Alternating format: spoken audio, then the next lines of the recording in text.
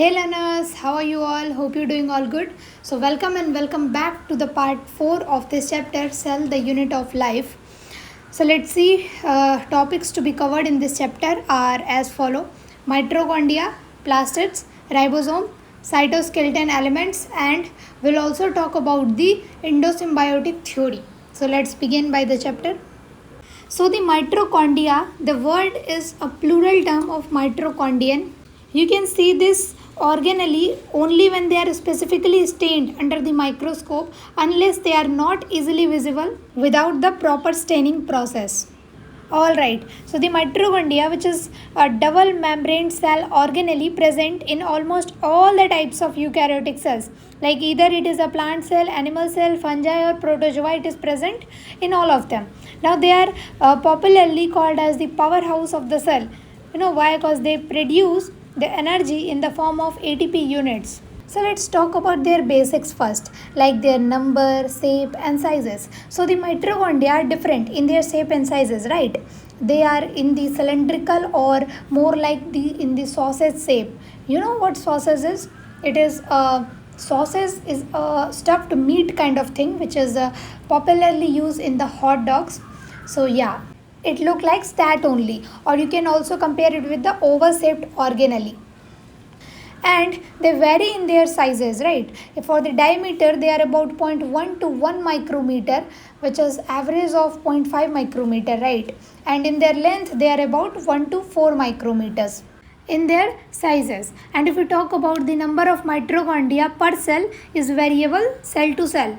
So it depends on the physiological activity of that cell and also on the energy need of that particular cell. In terms of they are also variable in terms of their shape and sizes also, and their considerable degree of variability is observed in it. So as you can see on the screen, it is a proper longitudinal section view of the mitochondria, where you can see there is an outer membrane, and after that we have an inner membrane structure where filled with the matrix in it, where we will also see intermembranal space within it with some stars in it. So let's see them. So let's see the structure of mitochondria in a detail. So on its double membrane organelle, on the outer side you will find a smooth and continuous layer of outer membrane is there, which are freely permeable in nature to so many molecules, so that all the solutes and solvents can pass throughout it. And for that it has a special porine protein structure in it, which allows the passage of ions and nutrients, and all of the small molecules throughout it becomes very easy to. Simultaneously, it also acts as a protective barrier for the other big and harmful biomacromolecules. And if we move inside it, we'll find an inner membrane structure which is highly folded into the finger-like projections, which are called as crista. I'm repeating, crista, remember. I know crista is new to you, but tell me one thing. Do you remember any finger-like folds of the intestinal lining?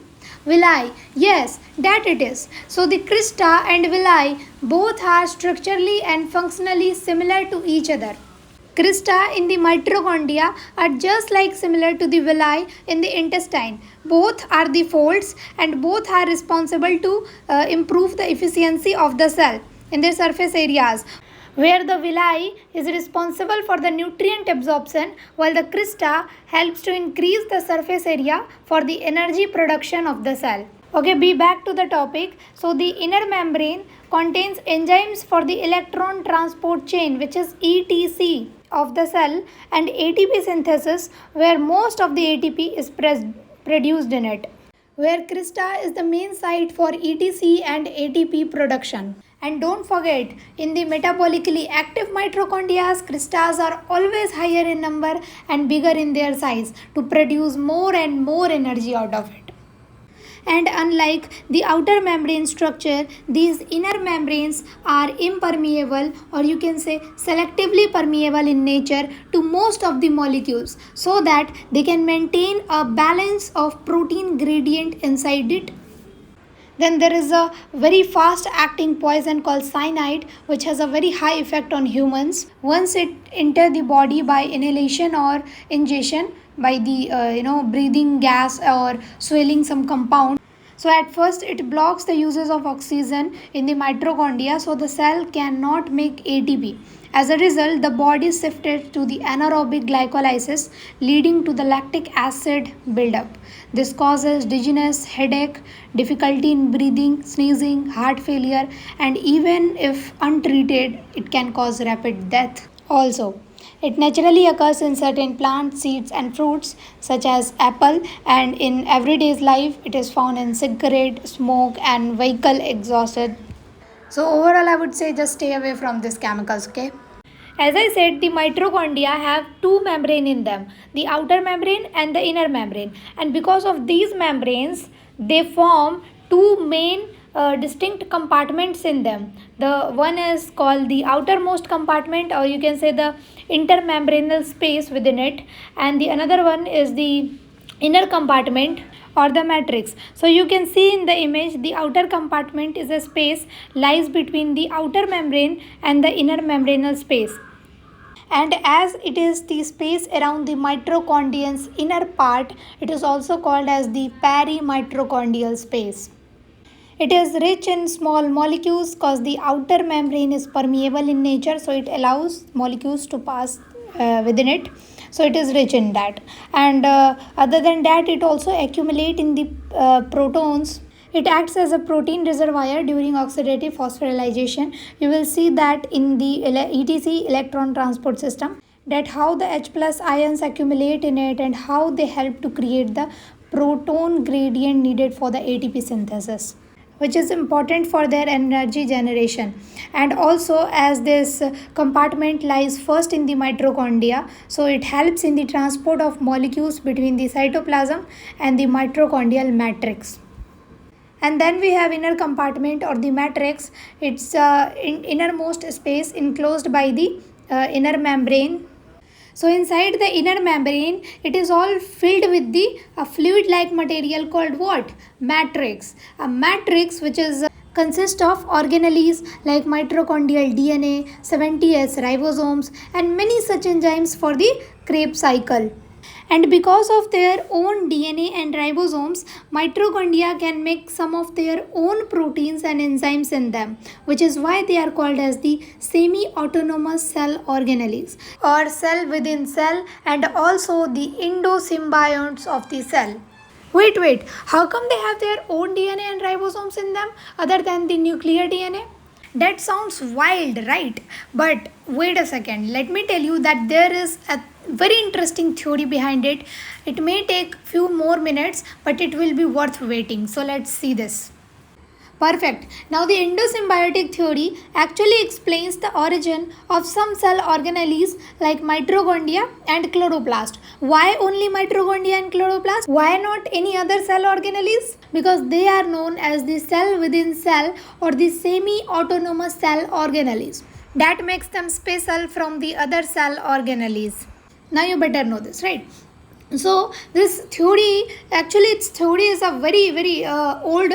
After the billion years of evolution, in your grandpa's era, it was first proposed in 1967 by the large primitive cells, which are called early eukaryotes or prokaryotes to be more specific. So they used to engulf that smaller bacteria, but instead of digesting them, they live together in a symbiotic relationship, which is called the mutual benefit between both of these two organelles, similar to that of living relationship in humans. Now you know that what I'm saying is, I know you humans, okay? Very smart, very smart. You are learning all this from bacteria only, not me.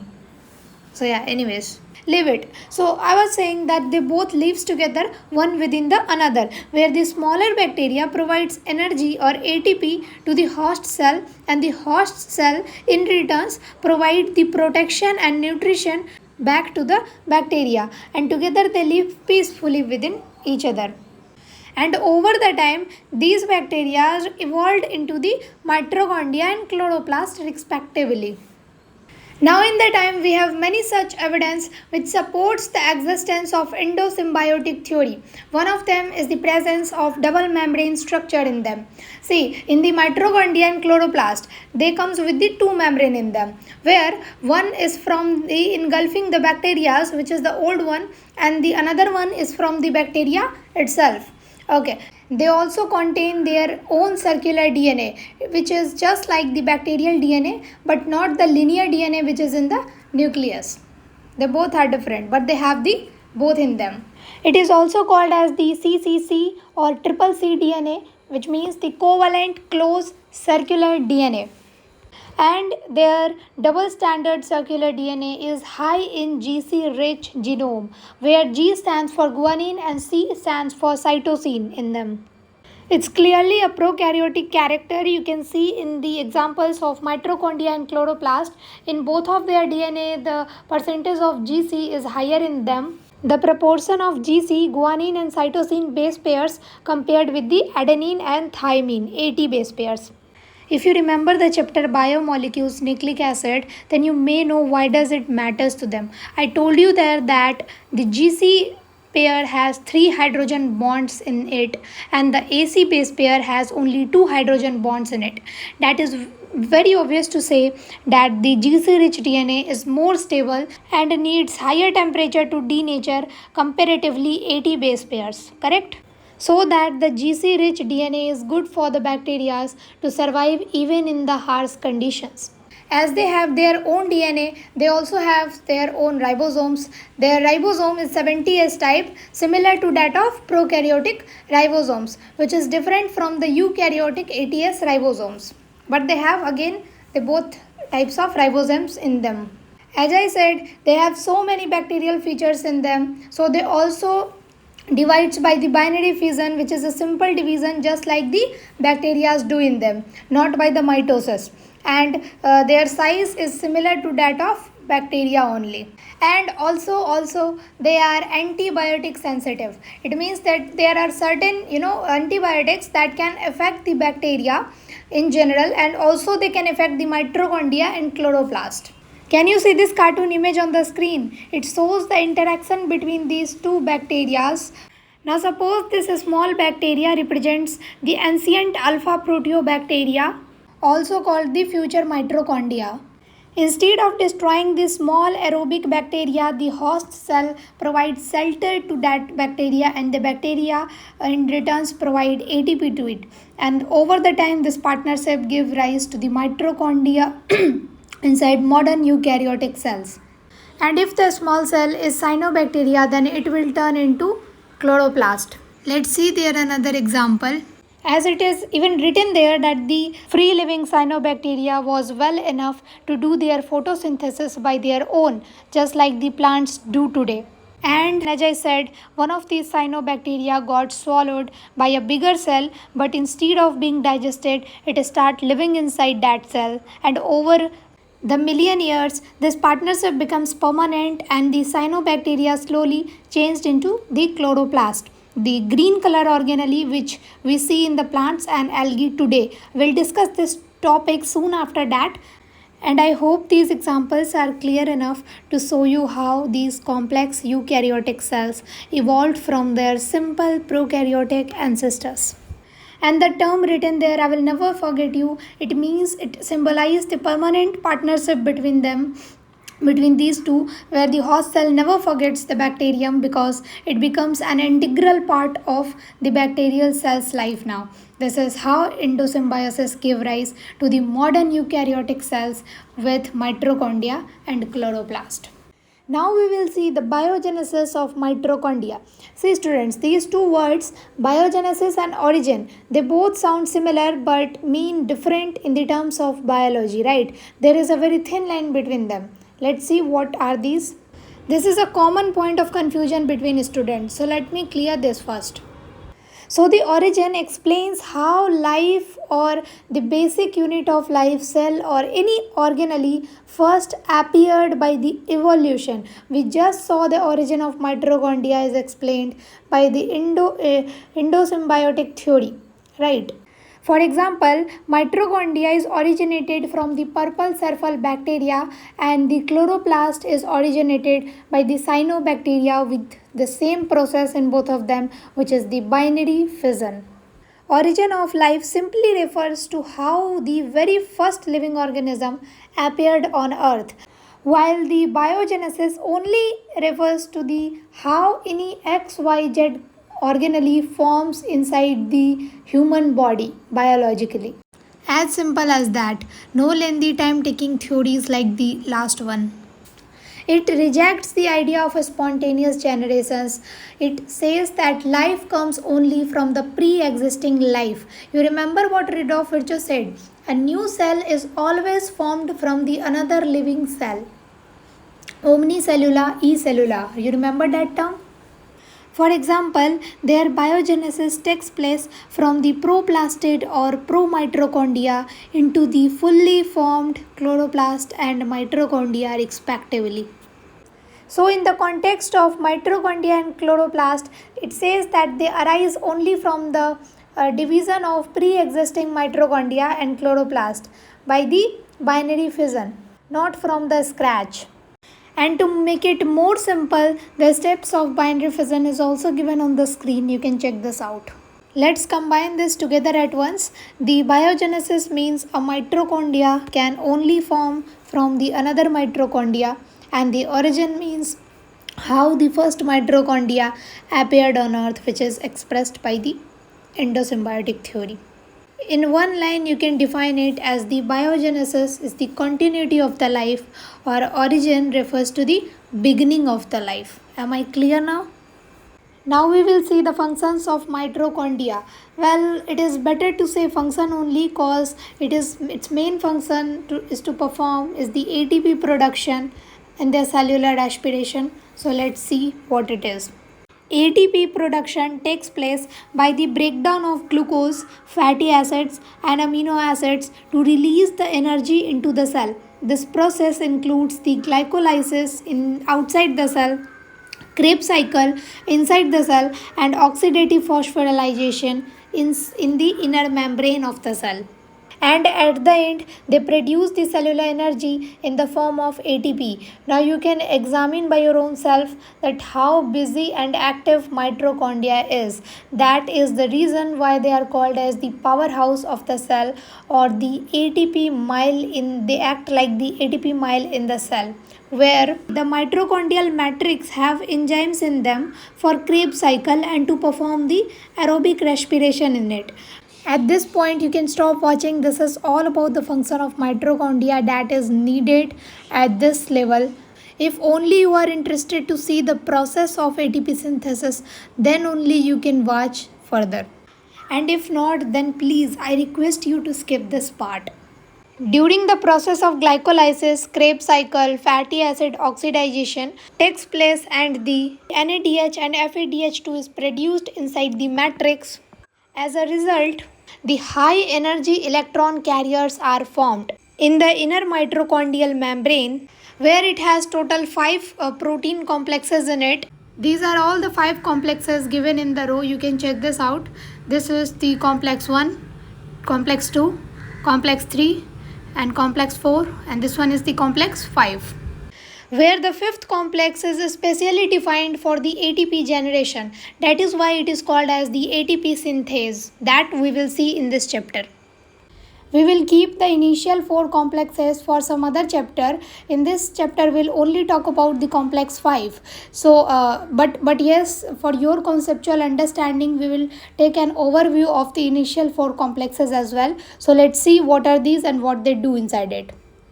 In the initial complexes, the electron transfer takes place in the inner mitochondrial space, and some of the protons are generated in the matrix region of the cell, where these protons are pumped from the matrix to the intermembranous space. This creates a high H plus concentration outside the membrane and the low H plus concentration inside the matrix. So overall, all the protons got accumulated in the outer side of the mitochondria, which creates a positive charge in it. Can you see this charge difference on both the sides of intermembranous space and the matrix?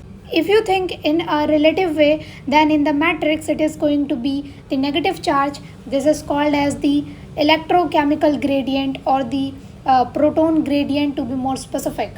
And we know that in the nature everything wants to be stabilized or to be in the equilibrium. So the membrane will pump few of those proton flow back to the matrix from the inner membranal space so that the overall charge can be balanced, but they cannot be pumped in a very simple way. Why? You know that the plasma membrane doesn't let the charges to pass that easily throughout it.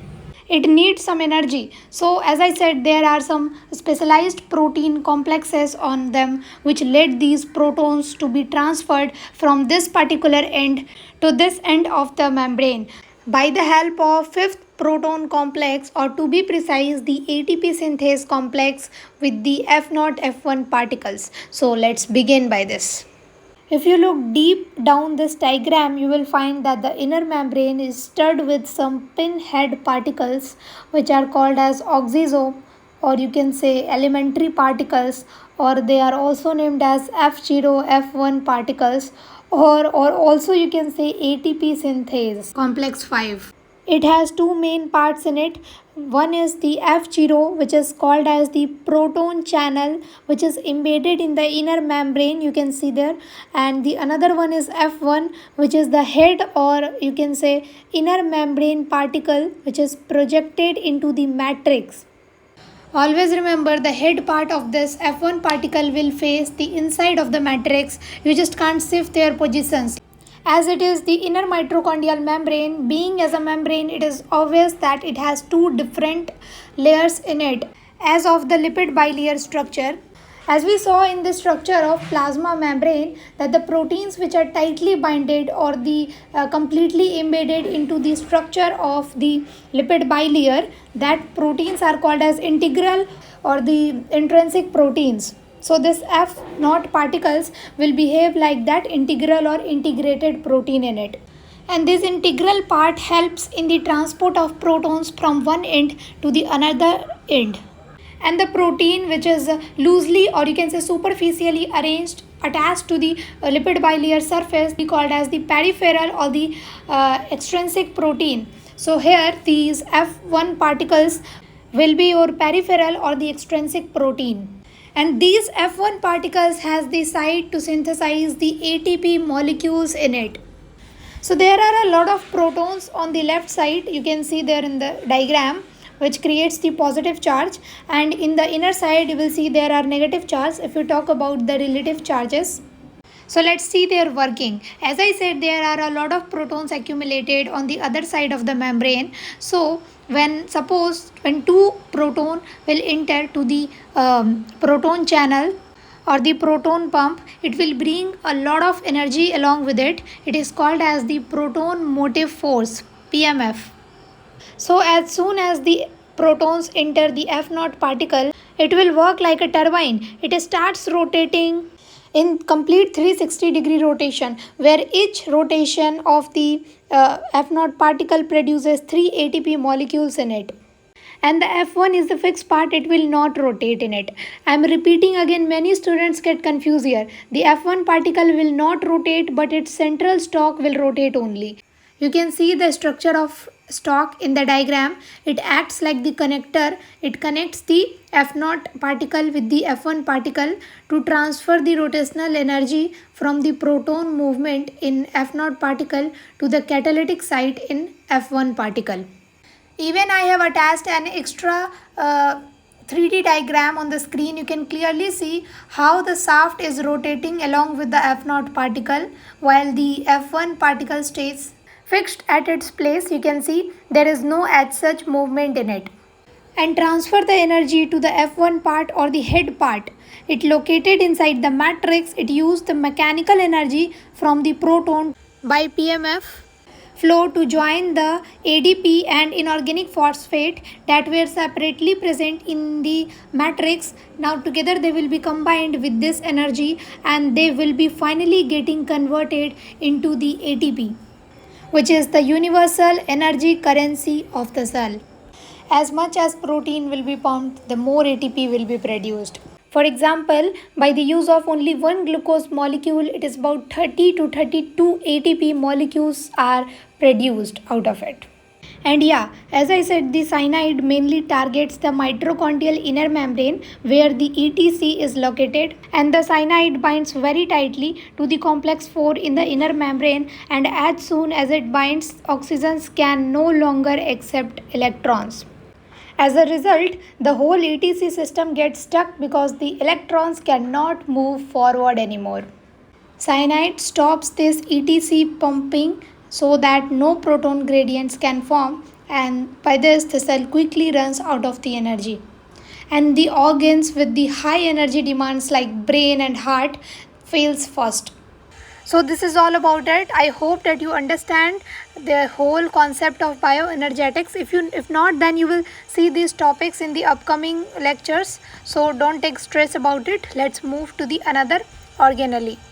Then we have plastids. It's a double membrane organelle found in all the plant cells, algae and euglenoids. To being honest, personally it is my favorite organelle as it turns everything more alive and colorful. Their variant colors are very pleasant to our eyes, and their presence can turn the complete cell more interesting to read, and yeah, along with that it is also very easy to understand. So let's see this. So as I said, it's a double membrane plant cell character, and it is also easy to observe under the microscope as they are larger in their size, and if not microscope, then at least you can see their effects without the microscope even by your naked eyes. Yes, you heard me right. It is possible to see their effects because of the plastids in it. I will explain that later on. And like the mitochondria, the chloroplast is again one of the another semi-autonomous cell organelle, or you can say cell within cell, or the endosymbiotes of the cell, as they have their own DNA and ribosomes in them, so they can make some of their own DNA and proteins out of it and can divide independently like the mitochondria does.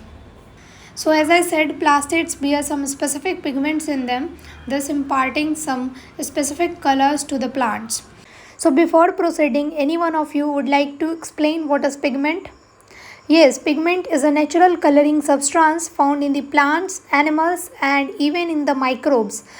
In the plants, the pigments are the molecules inside the plastids that we will see in this chapter, and we will not talk about the animals and the microbes, although they are very less commonly found in the animals, but we will not talk about these two in this chapter. Pigments are the reason why the leaves look green, flowers look colorful, and fruits always looks attractive. Isn't it more like a magic? So let's see how this magic actually works. So the pigments can be classified on the basis of their solubility. On a broad basis, we have two different types of pigment. One is the lipid soluble pigment and the another one is the water soluble pigments. They both are the organic pigments, okay? So let's see what are these. So the lipid soluble pigments can dissolve in the organic solvents like ether, acetone, alcohol, perfume and etc. They are found in the chloroplast membrane, and the organic pigments are always brighter in color as compared with the inorganic pigments. For example, we have chlorophyll, which is a green color pigment, and carotenoids, which is further divided into keratin and xanthophylls. The keratin color range varies from the yellow, orange to red. For examples, we have alpha keratin, then beta keratin. Beta keratin is responsible for the orange color in carrots. Then we have lycopene. It's a very popular example. It is responsible for the red color in the tomatoes and red chilies, watermelons also. Then we have xanthophyll. This pigment is yellow to golden yellow in their color. For example, lutein, which is again yellow in their color and found in this spinach and egg yolk. Xanthophylls are mainly found in the autumn leaves. In the autumn season, wherever you go, you can find these leaves on the ground, on the park. So yeah, that it is. So these are all about the lipid soluble pigments and their examples. This is all given in your NCERT, and we need to understand these only, but Let's see their functions first, that who can perform photosynthesis better. As we all know that chlorophyll is the main photosynthetic pigment. It can directly absorb the lights, mainly the red and blue wavelengths, and convert it into the chemical energy during the photosynthesis. And the carotenoids are the yellow, orange, red pigments. They are like the accessory pigments. They can accessorize the leaves but cannot perform the photosynthesis alone, but they can help the chlorophyll to do so. They can also absorb some extra light wavelengths like the blue or green one that the chlorophyll cannot absorb, but at the end they transfer all that absorbed light energy to the chlorophyll only for the photosynthesis. It acts more like the antioxidant to protect the chlorophyll from damage by excess lights. So let's mark this table. First is chlorophyll. Yes, they can perform photosynthesis, green tick, and the carotenoids, no, they cannot. And in the third, the chlorophyll plus carotenoids. Together they can perform photosynthesis. It's again a yes, yes. So always remember that the carotenoids support the photosynthesis but cannot replace the chlorophylls. They are like the helpers, they are like the bodyguards of the chlorophyll. Okay.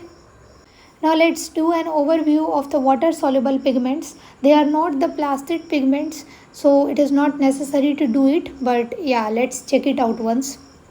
Our another organic pigment is the water soluble pigment. As the name says, they are soluble in water. Unlike the other lipid soluble pigments like the chlorophyll and carotenoids, which was embedded in some plastic membranes as we just saw, it is completely different from them.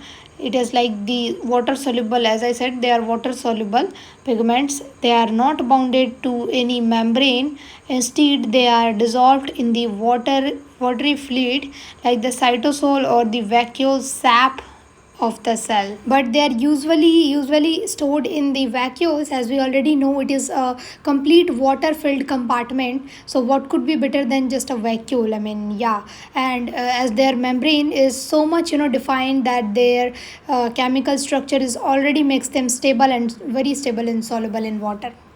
Now tell me why these lipid soluble pigments are always bounded in some membrane like the plastids, but these water soluble pigments are not. Yes, tell me. You can take your time. Okay. So, because of the nature of these lipid soluble pigments, right? As we know that lipid has hydrophobic molecules in it and it avoids water. See, as these are the non-polar hydrophobic molecules, or they have some large hydrophobic regions on them, so they can dissolve well in the lipid environment as compared to the water, like the lipid bilayer membrane or like the thylakoid membrane in the chloroplast. And if they were freely floating in the water like the cytoplasm, they would all come together and can degrade in it, because the hydrophobic molecules avoid water, and it is kind of impossible for the lipid soluble pigments to remain functional and stable without any membrane structure on them. So they are embedded in the membrane and often bounded to the protein in the pigments or protein complexes. Okay, now be back to the topic. We were talking about the anthocyanin and their pigment. So their pigment varies from red, blue to violet in their color, and they are present in the petals of flowers and fruits. For example, we have rose petals and purple cabbages also. And if we talk about its function, it is not involved in the photosynthesis as it cannot absorb any light energy in it, but it acts like a protecting agent. It protects the plant from the UV lights and make the flower fruit look more attractive as of its color. You can remember it by the sunscreen which you apply on your skin. Similar to that, it absorbs the harmful UV lights to protect the plant, inner part of the plant, and they reflect the visual red, violet, blue colors that we can see. This question has been once asked in the NEET 2015, that which water soluble pigment is found in the cell sap and the vacuole. Would you like to answer? Yes, anthocyanin is the correct answer. So you can remember it by the term vacuole, as we have already seen these examples in the vacuole lecture. So yeah, that it is. Now let's see this through a practical point of view. So whenever you cut fruits like the beetroot, grapes or red cabbages, the pigments dissolve in the cell sap and leaks out easily in our hands. That is why the beetroot juice stains your hand and your clothes, because this pigments is in the vacuoles and they are soluble in the water. On the other hand, when you cut a carrot, the pigments stays inside the plastid membrane, so the orange color doesn't leaks out onto your hands as of the lipid soluble pigment which is locked inside its membrane. But to extract these carotenoids, you need oil, alcohol or any organic solvent, but not the water. Here comes the magic. When you try to cook these carrots in oil, butter, ghee to make the gajar ka halwa, their color spreads out into the complete dish. Isn't it? I am much sure that you have seen this in your house. Okay, so we are done by all the types of pigments. Now let's see what are the types of plastids are there. So on the basis of the presence and absence of the pigment and the types of pigment in the plastids, it can be classified into three main types. One is the chloroplast, another one is the chromoplast, and at the end we will see leucoplast. So let's see this by this help of this flow chart. So let's start by the chromoplast, or it is also known as the color giving plastids. So these plastids contain some different pigments in them that gives color to the plant's part, and they are further classified into chloroplast, and the other two rhodoplast and phagoplast are not in the syllabus. They are seen in the algae, so we'll not talk about them. The word chromoplast, where chromo means different color or pigments of it. Even you can check this out in your browser icon called Chrome. Minus point for the iOS Safari users, but yeah, that's okay. So overall you can remember chromoplast as a colored plastid but other than green. Yes, it contains any color other than green. I will explain you why I am saying this. But for now, let's see few of their other characteristics. It is rich in the fat-soluble carotenoid pigments like carotene and xanthophyll, and others are present in them to give them yellow, orange or red color to the part of the plants. For example, pigments like carotenoid is responsible for orange to red color and xanthophyll is responsible for the yellow color. We already know all this, right? So the chromoplast mainly occurs in the pericarp of the fruit and the petals of the leaf, right? If we talk about their functions, then most of the chromoplasts don't do active photosynthesis like the other chloroplasts do. If you ask about their reasons, you can see on the screen it is written there that it has more carotenoids in it and less chlorophyll. Chlorophyll is either absent in it, or if it occurs then it occurs in very less amount. And we know by the last slide that carotenoids are more involved in attracting pollinators while the chlorophyll do the major photosynthesis, as it has only less amount of chlorophyll in it, so it can carry out minor photosynthesis only. Then we have our another chromoplastid organelle, which is called as the chloroplast. We all know that the chloroplast majorly it contain chlorophylls and some carotenoid pigments also to respond for the trapping the light energy, which is essential for the photosynthesis. Chloroplast has more chlorophyll pigment in it in compared to the carotenoids, that makes it possible to do more and more photosynthesis, unlike the chromoplast. Then we have leucoplast. It is written in the another category as it is not responsible for any of the color. Yes, you heard me right. They are called as the colorless plastids, which is available in various shapes and sizes with different structure in them, as you can see in the diagram on the below of the screen, and also they are present in non-green parts of the plant. So as you can assume that the overall part of the plant is green in the color, so as it is present in non-green plants, so it must be in the underground parts of the plant, correct, like in the roots, in the stems. Yes, okay. And these plastids are colorless, so it becomes an exception to see it under the microscope, as it needs the proper staining, as it has no color of its own, right? So let's see their functions. As these plastids are mainly act as the storing agent, they stores the food in them. So on the basis of storing food and nutrients in them, They are classified into three different types. One is the amyloplast, then we have elyloplast and proteinoplast. So we'll see each one of them one by one. Let's see them. So first we have amyloplast. Their main job is to synthesize and store the starch molecules in them by converting the glucose into starch, which is also called as the amylum, where it get its name amyloplast, right? And they are usually found in the storage organs of the plant. Do you know any of such storage organs? Then you can answer me. Okay, the storage organs like the potato, tuber, seeds of the plant, roots, and in some other fruit also. Okay, let's move to the another one. We have aleuroplast. They are also called as the proteinoplast as they are specially defined for storing proteins in them. In the class 12, you will see that in the endosperm seeds, the proteinaceous outer layer called as the aleuron layer in them. The names aleuroplast and aleuron layer are quite similar because of the proteins, right? Their main function is to store the proteins in the plant cells. They are commonly found in the seeds. It could be any seed where they can store these proteins and they can reserve it for the germination of the seed. Like during the seed germination, these stored proteins inside the aleuroplast are broken down into amino acids, which are then further used by the growing seeds. Then at the end we have aleuroplast. They are the specialized structures to store fat, oils and lipids in them.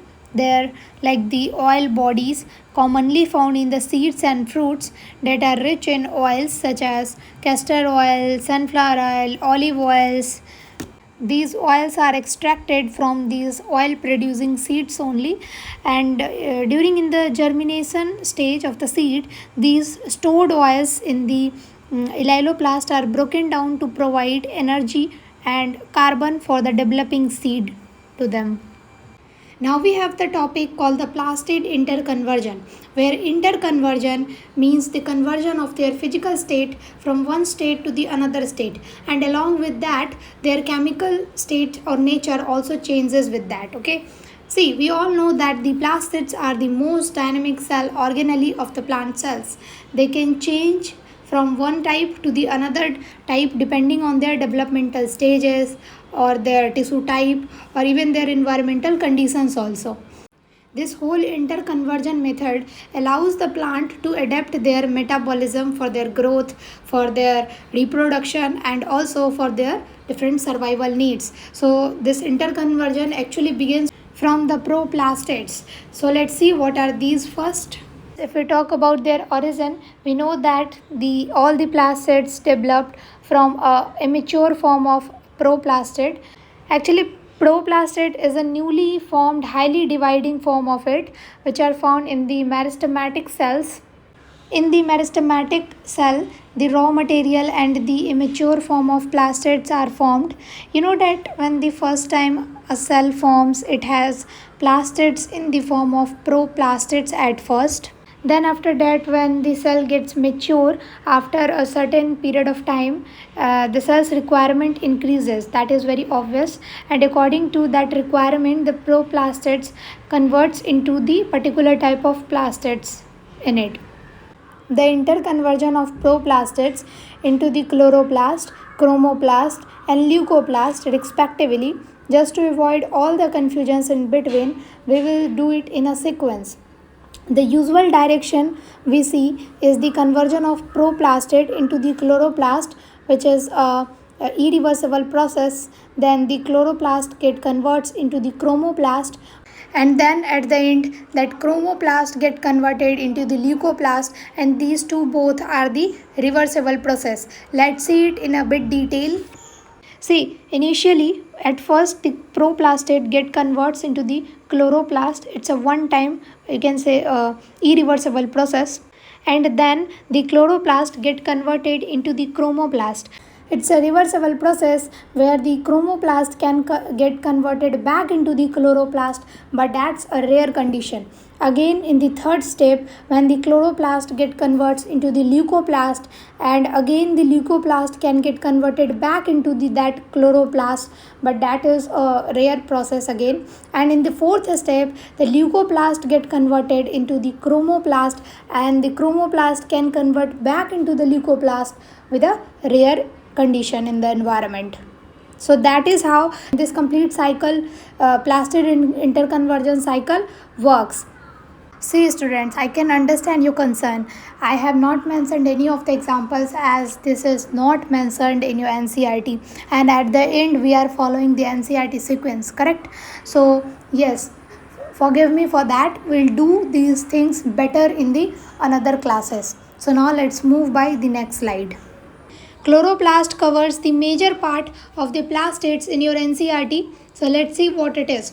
The chloroplast is the major solar power panel of the plant, as they use the sunlight to cook their food by the process of photosynthesis in the presence of the chlorophyll pigment in the chloroplast. So the chloroplast contains chlorophyll and some carotenoid pigments in them, which are responsible for trapping light energy, which is essential for their photosynthesis, as I said. And their majority of the chloroplast of the green plant are found in the mesophyll cell of the leaves only. Then let's talk about their basics first, like the number, shape and their sizes of the chloroplast. Their length and width are variable in their sizes. Their length is 5 to 10 micrometer and width is about 2 to 4 micrometer in the size. So you can say that the chloroplasts are several times larger than the mitochondria, while the mitochondria have a smaller range of diameter, which is often about the 0.1 to 4 micrometer in their length. You can see all these different shapes in them. Sometimes they are lens shape, sometimes they are oval in their shape. They can be also spherical in their shapes, and discoiled, which is the disc-like shape as the RBCS, and you can also find ribbon or cup shapes there. And similar to that of their size and shape, their number also varies according to the cell type. They can be 20 to 40 per mesophyll cell, and sometimes they are only one per cell, which I will explain in the next slide. Algae has the most distinct shape compared to the other higher plants. Do you know why?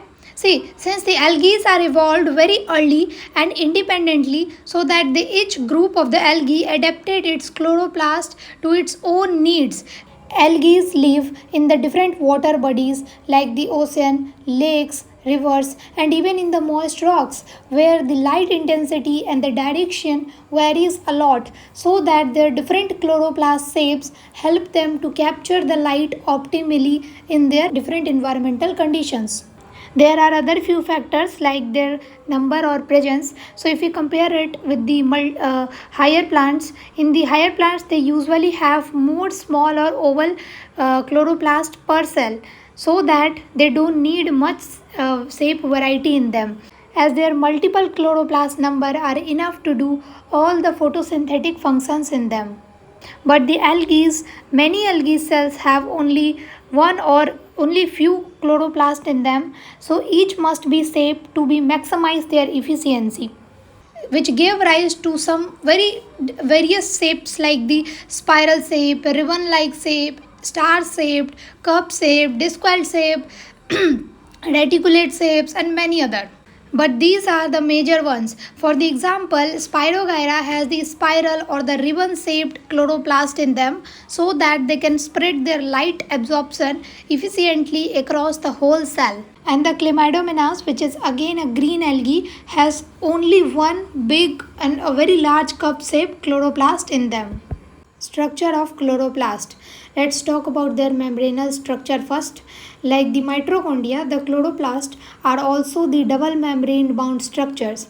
Out of these two, outer and inner membrane structures, the outer membrane is filled with the periplastidial space, which is called as the PPS, or also you can say the inner membranal space, which actually separates the both outer and inner membrane. where purine channel proteins are present there to increase the permeability of the outer membrane, and relatively the inner membrane is less permeable than the outer membrane, or you can say selectively permeable, as it has no purine proteins in it. We will see their outer membrane structure and these purine proteins in detail in the next slide. And the space which is limited by the inner membrane is called as the stroma. The ground substance matrix is called as the stroma in case of the chloroplast, although it is the same thing, same component, the gel-like fluid inside the inner membrane. If you look inside the stroma, you will find that there are a number of organized, flattened, membranous sac-like structures are present there, which are called as thylakoids. These thylakoids are arranged in the stack like the pile of coin called as the grana. You can refer this diagram where one coin is placed on the another coin and so on to form a pile of coins where the number of coins are not fixed. Similar to that in the stroma where one thylakoid is placed on the another thylakoid to form the granum, and the number of thylakoids are not fixed again. Where the single piece of coin refers to the thylakoid and the pile of the coin refers to that of granum. So as I said, the group of thylakoid called as the grana, and each chloroplast contains about 40 to 60 grana in them. Even you can check this sectional view of the chloroplast and can count the number of granas by your own. It must be 14 to 15 in it, but the accurate number is around 40 to 60. The granum is the singular term and the grana is plural of the granum. And at the end there is one more term left, which is the stroma lamellae or the Fred's channel, or also you can say stromal thylakoids. These are the flat membranous tubules-like structures which connects the thylakoid of the different granums together inside the chloroplast. You can see by your own inside this stroma, these are the transverse connections called as what? Nothing but the stromal lamellae. Now let's take a single coin or the thylakoid out of this stack and talk about its structure. The membrane of the thylakoid encloses a space inside it which is called as the lumen. It is filled with the fluid and ions, as the inner membrane of the chloroplast is filled with the aqueous substance called stroma. Similar to that, the inner membrane of the thylakoid is filled with that liquid aqueous substance called lumen. All the chlorophyll photosynthetic pigments are present in the thylakoid membrane. I am repeating, all the pigments are present on the thylakoid membrane, not inside the lumen of the membrane. Where a photosynthetic functional unit located in the thylakoid membrane, this unit consists of the about 250 to 400 molecules of various pigments in them. The functional unit of photosynthesis called as the quantasome. Pigments like the chlorophyll A, chlorophyll B, carotenes, xanthophylls and etc. Where chlorophyll A and B are the main photosynthetic pigments, but these carotenes and xanthophylls act like the accessory pigments. We know that, right? These are all about their structure. Now let's see how the ATP synthase take place in it. So the basic principle of ATP formation in the thylakoid is very much similar to that of mitochondria, but there are also few differences in it. So let's see what are these and how it works. You can look their ATP synthase structures. Both have a membrane bound ATP synthase with two parts in them. One is the F0 in the mitochondria, which becomes CF0 in the chloroplast, where C stands for chloroplast obviously. And the another one is F1 in the mitochondria, and here it becomes CF1 in the chloroplast. So let's see both of these two. First we'll talk about CF0. So the CF0 is a base part embedded in the thylakoid membrane, and it works as a proton channel in the lipid bilayer for protons H plus to move from the thylakoid lumen to the stroma out of it. It has a stalk part in it which helps to anchor the CF1 to CF0 and to stabilize the structure of it. Then we have CF1, which is the catalytic head part, which is projected into the stroma of the chloroplast, and it makes ATP in it. You can remember it as the CF0 is a turbine blade and the CF1 acts like the generator which just produces the ATP instead of the electricity. You can remember it like this. Okay, anyways, let's focus on the ATP production by now. In the chloroplast, the proton is pumped into the thylakoid lumen while the proton is getting flowed back into the stroma through the CF0 or CF1 ATP synthase, where the ATP and inorganic phosphate was randomly separated in the stromal part. They will join together and then they will be finally getting converted into our last product called the ATP, which is the energy currency of the cell. And that ATP is immediately used in the Calvin cycle for the carbon fixation in the stroma part. Tell me one thing, have you noticed that the ATP is synthesized on the opposite side of the membrane in mitochondria versus the chloroplast? Look, in both of the cases, the ATP synthase is oriented in such a way that the ATP is released exactly where the cell needs it the most. In the mitochondria, the ATP is needed inside the matrix for their metabolism, while in the chloroplast, that ATP is needed outside the thylakoid, which is in the stromal part, for their Calvin cycle. And the another difference between them is the chloroplast uses the light energy which is captured by the pigments in them for their ETC, electron transport system, to perform photosynthesis, while in the mitochondria, they uses their chemical energy by the breakdown of glucose, fatty acid and amino acids for their electron transport chain to do the respiration. Both the mitochondria and chloroplast produces ATP, but no doubt mitochondria produces more ATP in compared to the chloroplast, as most of the ATP which is produced in the chloroplast is used within it, and a very little ATP made inside the chloroplast is exported to the rest of the cell. But the ATP produced in the mitochondria is exported throughout the whole cell to fuel the metabolic process like muscle contraction, active transport and etc. So the mitochondria are the main ATP suppliers for nearly all the cellular activities. Their ATP is what the whole cell relies on, while the chloroplast ATP is mainly for the photosynthesis. Their differences are seen on the basis of their number also. The number of mitochondria varies per cell.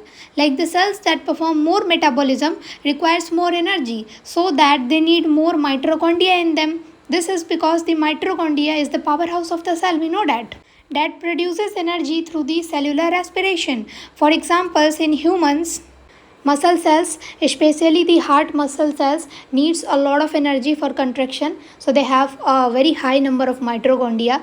Then the liver cell, nerve cells performs many metabolism in them, so they requires continuous energy. And in the animals like birds or insects has the highest number of mitochondria in them in the entire animal kingdom. Flight muscle cells are extremely mitochondrial rich. Sometimes up to 50% of the cell's volume is just the mitochondria, because the flying is one of the most energy demanding activity in the nature. On the other hand, cells with low energy needs like fat storing cell or skin cells have relatively fewer mitochondria in them. Even you can check this comparison of mitochondria abundance in different cell types. The flight muscle cells have the most of it, then the cardiac muscle cells and so on. Meanwhile, the cells like the red blood cells RBC in the mammals have no mitochondria at all in them, since they completely rely on the process called glycolysis. RBC is like the exception for all the organelles, as it has no ribosomes, no centriole, no mitochondria, no nucleus, no DNA, no endoplasmic reticulum. It has nothing in it, but still it is active. Now I hope all the differences and the complete thylakoid system is clear to you now. Always remember that the grana plus the stromal lamellae is the main site where the photosynthesis occurs. But before that, there is one more slide. That I was wondering about. So let's see the working of enzyme, DNA and ribosomes in the stromal part. Your NCERT says that the stroma of the chloroplast contains some of the enzymes which are required for the synthesis of carbohydrate in it. For example, enzymes of Calvin cycle or the enzymes for the dark reaction, and also for the protein synthesis, which is the important one. And the stroma contains small double standard circular DNA molecules in them, and it has also ribosomes, 70s smaller ribosomes in the chloroplast, and the 80s larger ribosomes in the cytoplasmic side. At the end, let's just summarize all this together. The chloroplasts have their own genetic system and the complete protein synthesis machinery in them, like the double standard DNA, RNA, ribosomes, enzymes, and amino acids, and etc. But the enzymes for the photosynthesis are synthesized by both the genes of the nucleus and the chloroplast. That is why the chloroplasts are called as the semi-autonomous cell organelles. Chloroplasts are so dynamic that even they can change their positions with the respect of light. They move inside the plant cells depending on the light conditions. Low light, generally in the morning or late evening, chloroplasts move to the cell surface facing the light to capture as much light as possible. And when the strong light in the afternoon time, the chloroplast shift to the side walls of the cells to avoid the damage from the excess light. And at the night time there is no light at all, so the chloroplast don't need to optimize their position in the darkness. They just randomly moves towards the bottom of the cell or get into the resting state. We all know that the plants depends on the respiration, not on the photosynthesis at the night. So let's just quickly summarize it in short. In the matrix of the chloroplast, you will find two different parts in it. One is the membranous part, or also called as the lamellar part, which is the basically structural part of the chloroplast. Then you have the another liquid part, which is colorless in the nature. All the structural components lies in the lamellar part, like the group of 250 to 400 molecules, pigment molecules forms the quantasome, and the quantasome forms thylakoid. Note, quantasome is the structural and functional unit of thylakoids. Then these thylakoids forms the granum, which is the group of thylakoid. Then these granum has grana in it, which is the singular of granum. Then the grana can perform the light reaction in it. And on the another side, in the stromal part, the Calvin cycle and the dark reactions occurs. It can have leucoplast pigments in it, as it is colorless in the nature. Leuco means white. You will see this in your blood circulation chapter, that the blood cells called as the leucoplast in them. And yeah, don't forget that the light reaction takes place in the grana and the dark reaction takes place in the stromal region. At the end, I have a question for you. Which membrane is more permeable, the inner membrane of mitochondria or the inner membrane of chloroplast? You can take your time. Yes, the inner membrane of mitochondria is more permeable than the inner membrane of chloroplast. This question has been asked in NEET 2024, so you can mark this question. That is it for today. Thank you everyone for watching. I hope that you find this lecture helpful. See you soon in the next lecture. Until then, keep learning, keep exploring biology around you. Take care.